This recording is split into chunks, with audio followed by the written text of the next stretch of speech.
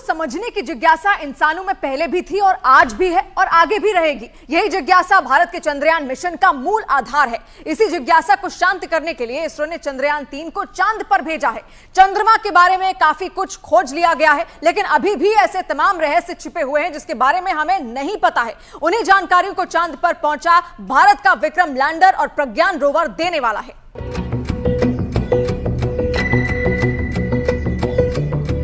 क्या ब्रह्मांड की उत्पत्ति का सनातन सत्य चांद की सतह में छिपा है? क्या चांद के धरातल का विश्लेषण ब्रह्मांड की अबूझ पहेली को सुलझाने का प्रवेश द्वार है?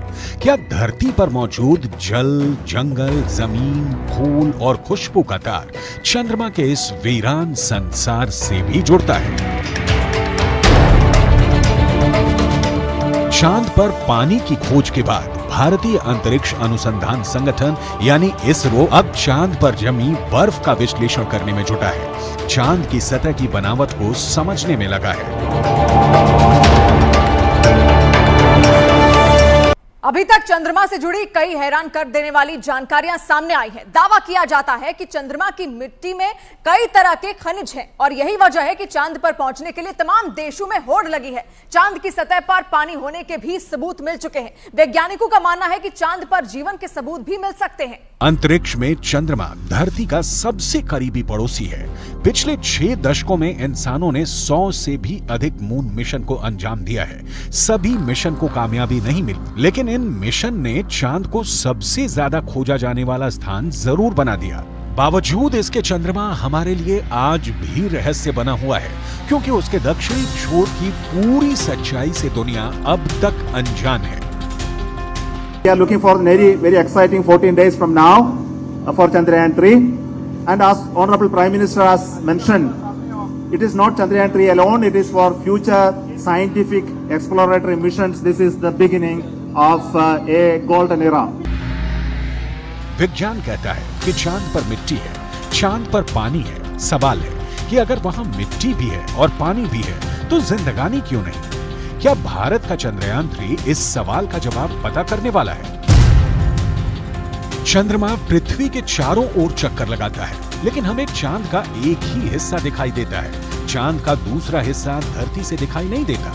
इसे चांद की डार्क साइड कहते हैं, जिसे धरती से देखना मुमकिन नहीं है। चंद्रमा का जो हिस्सा हमें धरती से नजर नहीं आता उसे वैज्ञानिकों ने चांद का डार्क साइड नाम दिया है। इसे डार्क साइड के अलावा फार साइड भी कहा जाता है। भारत के चंद्रयान 3 मिशन का मकसद भी इसी डार्क साइड पर रोशनी डालना है। यह डार्क साइड है चंद्रमा का दक्षिणी ध्रुव, जहां चंद्रयान 3 के लैंडर ने सॉफ्ट लैंडिंग कर इतिहास रच दिया है।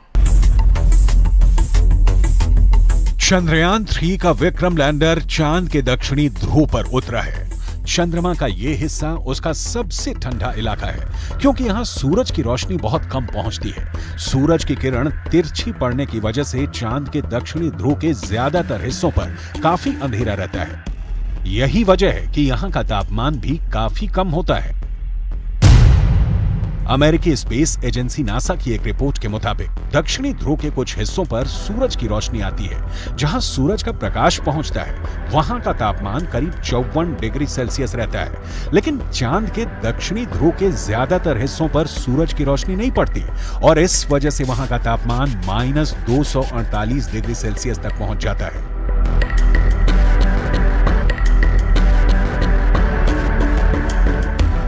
नासा के मुताबिक चांद के दक्षिणी ध्रुव पर बर्फ है। बर्फ के साथ दूसरे कई प्राकृतिक संसाधन भी हो सकते हैं। साल 1998 में नासा ने मून मिशन के तहत यह बताया था कि दक्षिणी ध्रुव पर हाइड्रोजन है। नासा का दावा है कि अधिक मात्रा में हाइड्रोजन होने की वजह से वहां बर्फ की संभावना है। इसके अलावा चांद के दक्षिणी ध्रुव पर बड़े-बड़े पहाड़ और कई गड्ढे हैं। चंद्रमा पर नजर रखने वाले वैज्ञानिकों की माने तो चांद के दक्षिणी सतह पर कई सारे गड्ढे ऐसे भी हैं जहां अरबों साल से सूरज की रोशनी नहीं पड़ी है। ऐसे में चंद्रयान 3 का चंद्रमा के ऐसे इलाके में जाना और जानकारी जुटाना अब तक के हुए सभी मून मिशन के बीच मील का पत्थर जैसा है और स्पेस साइंस की दुनिया में यह ऐसा करिश्मा है जिसे अभी तक कोई देश नहीं कर सका था। चांद के दक्षिणी ध्रुव वाले हिस्से में बड़े बड़े क्रेटर हैं, जिन्हें आम बोलचाल की भाषा में गड्ढा कहा जाता है। ज्यादातर गड्ढे ऐसे हैं जहां अरबों साल से अंधेरा है। अमेरिका के नासा के मुताबिक घुप अंधेरे के बीच यहां बर्फ का जमाव हो सकता है। अंदाजा ये भी है कि चांद के दक्षिणी ध्रुव पर अरबों सालों से पानी बर्फ के रूप में जमा हो सकता है, जिसके अध्ययन से सौर मंडल से जुड़े और भी कई रहस्य खुल सकते हैं।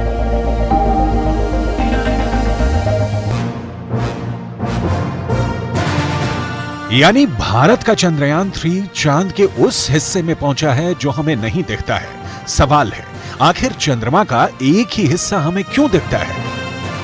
चांद खुद भी अपनी धुरी पर घूमता है और पृथ्वी के गुरुत्वाकर्षण बल के कारण चंद्रमा उसके चारों ओर चक्कर लगाता रहता है। धरती का यही गुरुत्वाकर्षण बल हमें चांद के दूसरे तरफ को देखने नहीं देता।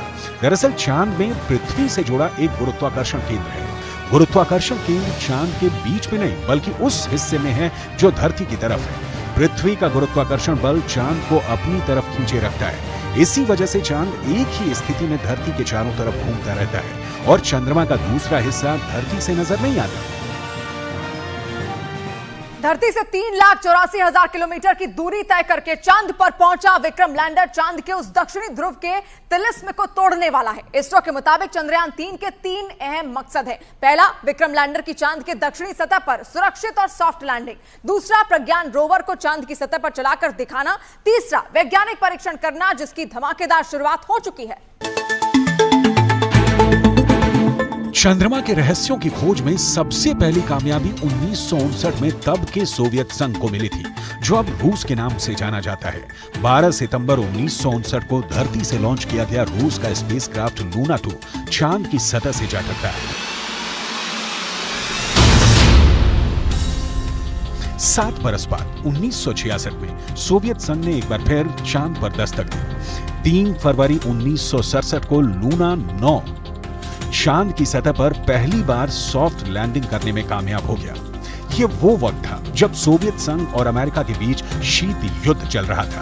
दोनों देशों में धरती के साथ साथ स्पेस रिसर्च को भी लेकर एक होड़ लगी थी। इस होड़ का सबसे अहम हिस्सा चांद तक पहुंचने की दौड़ थी। सोवियत संघ को पीछे छोड़ने के लिए तब अमेरिका ने इंसान को चांद तक ले जाने और सुरक्षित वापस लाने का लक्ष्य तय किया। Before this decade is out, of landing a man on the moon and returning him safely to the earth. 1, 0, all engine running. Liftoff. We have a liftoff. 32 minutes past the hour. Liftoff on Apollo 11. America के Apollo 8 mission ने America के 3 अंतरिक्ष यात्रियों को चांद की कक्षा में पहुंचा दिया। ऐसा पहली बार था जब इंसान चांद के इतने करीब पहुंच गया था। इसके बाद वो दिन भी आया जब अमेरिका ने चांद पर इंसानों को उतार दिया। यह मिशन था अपोलो 11। अपोलो 11 के जरिए अमेरिका ने चांद तक ऐसी छलांग लगाई जिसे आज तक कोई दूसरा देश दोहरा नहीं पाया। वो छलांग थी चांद पर इंसानों का पहला कदम।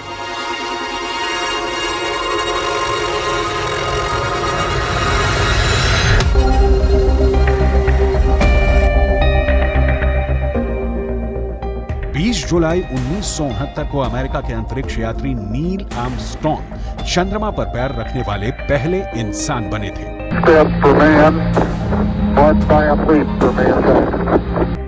चांद पर उतरने वाला लूनर लैंडर 2 लोगों को लेकर गया था। नील आर्मस्ट्रॉन्ग के अलावा बज एल्ड्रिन भी वहां बाद में उतरे थे।